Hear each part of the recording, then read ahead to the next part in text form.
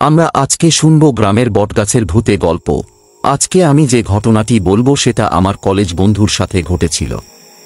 ওর নাম রফিকুল ইসলাম, গ্রাম ছাইকোলা, থানা চাটমোহর। 2015 সালের ফেব্রুয়ারি মাস।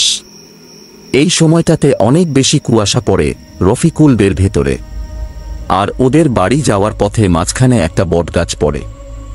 কয়েক বছর আগে ওখানে 100 বছরের একটা পুরনো বটগাছ ছিল। গাছটা এলাকার লোকজন কেটে ওখানে আরও একটি বটগাছ লাগিয়ে দিয়েছে। এটাই এখন অনেক বড় হয়ে গেছে।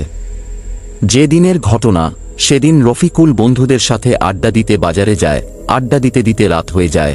রাত অনুমানিক 10টা-11টা হবে।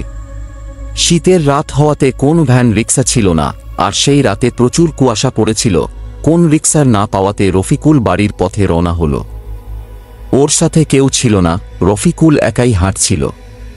শীতের রাত হওয়ায় রাস্তা একদম ফাঁকা ছিল, আর গ্রামের মানুষ তাড়াতাড়ি ঘুমিয়ে পড়ে। রফিকুল যখন বটগাছটার ঠিক নিচে আসলো তখন ওর মনে হলো কেউ ওর মুখে টর্চের আলো ধরেছে, আর সেই আলোটা আসছে বটগাছটার ওপর থেকে। রফিক ভাবল কেউ মজা করার জন্য রাতে গাছের ওপর বসে আছে। কাছে কে আছে সেটা দেখার জন্য ও দাঁড়িয়ে পড়ল। আলোটা ধীরে ধীরে ওর মুখ থেকে গা বেয়ে নিচে নামতে লাগল। ঠিক তখন ওর পায়ে ঠান্ডা কিছু স্পর্শ অনুভব করল। ওর পায়ের দিকে তাকাতেই যা দেখতে পেল তার জন্য ও প্রস্তুত ছিল না। একটা মেয়ের লাশ, যার পরনে ছিল সাদা কাপড়, মুখটা খোলা ছিল। মুখের দিকে তাকাতেই ওর শরীর ভারী হয়ে গেল, কারণ মেয়েটির মুখ ছিল একদম সাদা আর ভয়ঙ্কর। মেয়েটা ওর পা শক্ত করে জড়িয়ে ধরে রেখেছে। ও অনেক চেষ্টা করেও পা ছাড়াতে পারছে না। ওর কাছে ওর শরীরটা মনে হলো কয়েক গুণ ভারী হয়ে গেছে। কিছুতেই পা ছাড়াতে পারছে না। ও অনেক সাহসী ছিল।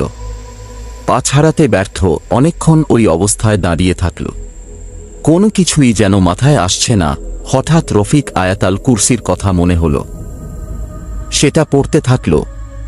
পড়তে পড়তে রফিকের মনে হলো ওর পাটা একটু ঢিলা লাগছে। কোন মতে পাটা ছাড়িয়ে এক দৌড়ে বাড়িতে চলে আসলাম। কিন্তু বাড়িতে গালি শোনা ভয়ে আজও বাড়ির কাউকে এ কথা বলেনি।